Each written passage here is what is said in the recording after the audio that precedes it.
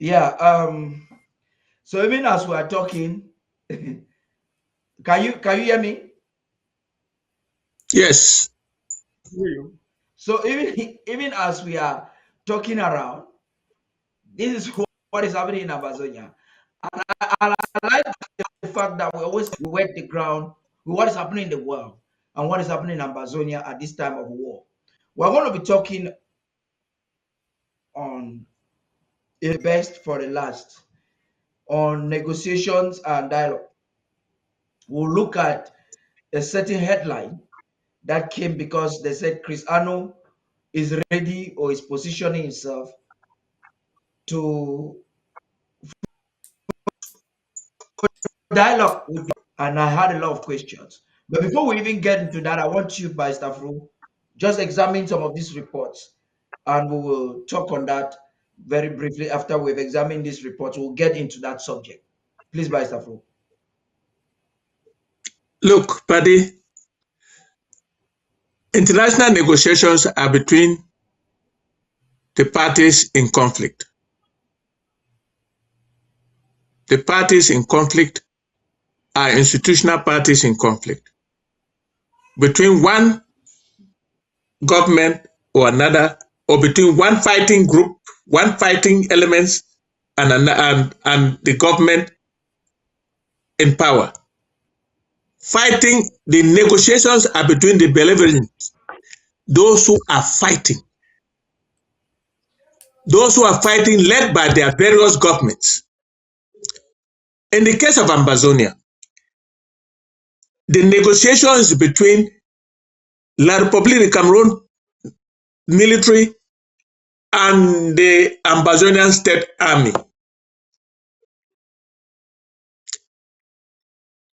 These institutions put up their own teams of those to negotiate for them. They are represented by governments. The government of La République de Cameroon and the government of the Southern Cameroon and Ambazonia are the ones that are the parties in conflict. Each party builds its negotiating team based on its components. In the case of Ambazonia, the Southern Cameroon's Ambazonia, is the Southern Cameroon's government in exile and those in the other organizations of the Southern Cameroon who believe in the liberation and the independence of the Southern Cameroons. An individual who is an enemy, who has declared himself an enemy to the people of the Southern Cameroons and Ambazonia, cannot on his own offer to negotiate on behalf of the people of the Southern Cameroons and Ambazonia. And that person is Chris Anu. Chris Anu is well known to have dealt with La République de Cameroon and is now well known for defending a presidential candidate in La République de Cameroon on his airways, on his established personal television. How can he now claim that he thinks he can negotiate for the people of the Southern Cameroons? It is a tragedy on his part because he is making himself a laughing stock. Because nobody knows Chris Anu in this conflict, but they know the La République forces and the forces of the Southern Cameroons and Ambazonia fighting for the liberation of the Southern Cameroons. They know the government of La République and they know the government of the Southern Cameroons and Ambazonia in exile. Those are the two parties to the conflict. So where does Chris Anu situate himself? He will be negotiating on whose behalf? On the behalf of Southern Cameroons or on his personal behalf? Who is he? Who is Chris Anu?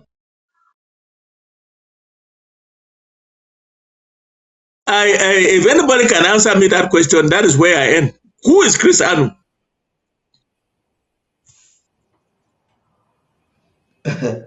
Okay, I wanted us to examine. You have fast forwarded a discussion, and I did not want to interrupt to examine the reports that came in from the ground before we even get into what he's saying, because why he's trying to do whatever he's doing, seeking for noticing even things that he's not aware of. I think it's important for us to focus on the things that really matter the people on a daily basis, which is what I want us to talk on.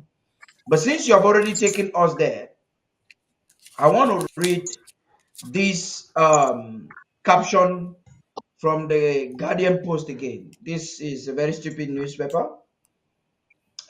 Anytime I see NOSO or Northwest and Southwest, it's troubling. It says armed conflict. I'm happy that they use the word armed conflict. Armed conflict was breakthrough in sight. That's a man that wants to sell a paper. He knows that the world will want to see this. So it says separatist leader Chris Arno in a memorandum set stage for dialogue with government. This is a man who doesn't even understand the difference between the referendum, the plebiscite, a federation, and this Arno doesn't and a even know. confederation. So he was given an opportunity by Sisiko, the biggest opportunity of his life, or the setting the stage for discussions that he really doesn't even understand. That's my concern. So he says an armed conflict has been raging in the northwest. That is at least honest of this reporter. This is what Cameroon is denying globally. That I appreciate. An armed conflict raging in the northwest and the southwest regions for close to, I know as a newspaper, you cannot say Southern Cameroons, for close to a decade reporting like that, but the appellation of the name, I protest against it. For close to a decade, with efforts stealing and producing little concrete results. Accurate reporting, but it's not just peace we want. There's a difference between peace when there's no justice. I think the people of the South are seeking for justice. A breakthrough. This is that word breakthrough brings some kind of chill in my body because this is a fact. Chris Ano does not have sufficient leverage, which Cameroon is aware of. They tried to use him in 2021 and he didn't succeed. Chris Ano himself knows that this is so much hype. This is excess hype of his able to do. The cautions he has been having prior to this time, Chris Ano is very much aware. So this, I'm looking at this report as a propaganda stunt of La République du Cameroon once again. They are still trying to see if they can throw a bet. That's my opinion. I may be wrong. See if they can use Chris Ano because Chris Ano has said he wants federation. So they will easily align to Chris Ano. A newspaper like this will never say that. In 2018, 2019, President Sako was open for the Swiss talks. And this brings us back to the efforts that this government has put in place to see that this conflict ends. I tell people every day that the Amazonian government is more interested in ending this war than Bia is. By Stambesia, please talk to us. I'm sure you would have read this paper in full and even some of the reactions. Please come. I read it, but before we get there, I thought we would have addressed the two issues you raised before. Yes, You please. raised the issue of Please go ahead. they raised the issue Floor. of this guy in Moliko extorting money from people in the bar, and I would want to insist that that is manifest extortion. Even Cameroonian law, I guess, prohibits soldiers in uniform to go into drinking places and start to extort money from people. That is criminal. It should never have happened. But it has happened because it's Amazonia. And if the story is true, what did he get? He got 1,000 francs. That's less than $2 for trying to get somebody's phone and getting out numbers that he wished. Then from there, we progressed to Kumbo, where the young man who is described as being not mentally stable was killed. Well, I think it is a mistake to call it a crossfire. It was not under crossfire. You do not catch, all of us agree, if that story is true. He was a civilian. You don't catch a civilian, whether he's mentally okay or not. Give him protective military guards and ask him to accompany you to do what? We don't know. And so if you give this guy protective gears to wear and follow you, the military guy, and he dies in your company, it's not crossfire. You surely killed him. And so that should be dismissed. He was never killed under crossfire. He was deliberately killed by those who adopted him, forced him to wear a uniform that was not his, took him to the battlefront because you wear those were bulletproof things. We're going to the war front. You want to prevent bullets from catching you. You catch a civilian, mentally deranged or okay in his mentality, force him to wear military clothes, take him to the war front, and he dies there. Then you call it a crossfire. No, it's not a crossfire. I think that's what I wanted to say about that.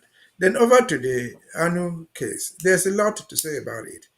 We have to start by asking who is Mr. Anu. Most people in this revolution know Anu. Anu was a spokesperson. He was in charge of this spokesman in the Ambazonian interim government and then in the government. And that government then and today, we always talk the principle of negotiations without preconditions to address the root causes of the problem. That has not changed since this government in exile started. It has not changed till today. But Anu was part of that government. But Anu then left and purported to lead his own government, which he called the IG. For 3 years, he led that thing. He never put out any statement on his position on negotiations and so on. His term of office has ended. Officially, he told us by himself. He has since handed over to somebody else. And then he puts out this thing as who, as Mr. Ansel asked, who is he? We don't know who he is, but everybody knows that right now he represents nobody but himself. That's why in that thing he puts Anu. He doesn't say he represents anybody. He's not head of any group, of any government or anything else. He puts it as Anu. But let us forget about his Anu or not. I think personally, and I believe strongly, that only somebody who is tactless, to say the least, politically insane, who is involved in a political negotiation, be it trade, in the negotiation, will go out to put out a white paper detailing all the details of what he or she wants. Now, if you do that, that is the most tactless approach to negotiations. Because your opponent already knows what you're looking for. And who tells you that they will give you that? As I know, or nobody will do that in the future. Just like the By Federalists Zambesia, want to. let me come in there. So you are saying that Chris Ano has just demonstrated another side of his folly by even writing in a memorandum. As he likes writing memorandum. This is the same guy who wrote a Now let me learn. memorandum and Uh, said no, cabinet was not no. competent enough. So go ahead. But let me finish my point. You cut me short. Yeah, go ahead, I've please. said Anu, like any other person in this struggle, anybody who wants to think that he wants to negotiate, we don't want to discredit him. Anybody, any group, any individual who thinks that he or she wants to negotiate the end to this struggle, just like any trade negotiation, who will put out a white paper and put out details of what you want in your negotiation, you lost the battle. Because you don't have a fallback situation. Because 100% your opponent that you want to negotiate with will never give you what you want. And so when you put out that thing, it is negotiation madness. It is not negotiation at all. Whether it is Anu or anybody who wants to go in, I was trying to give the example that people will tell you, we're federalists.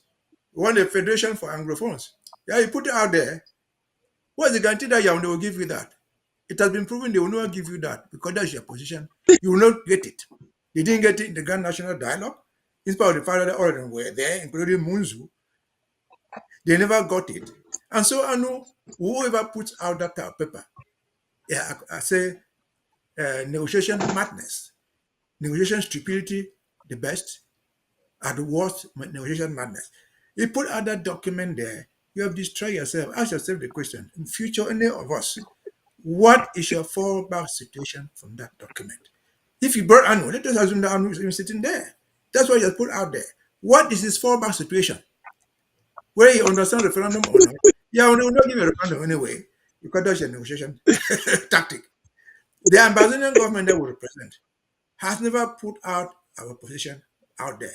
The only thing we say is go to the conference table, negotiate without Go to the preconditions. We negotiation don't know what. table and let's have a conversation. Yes, yes, go Let's to the start and then talking.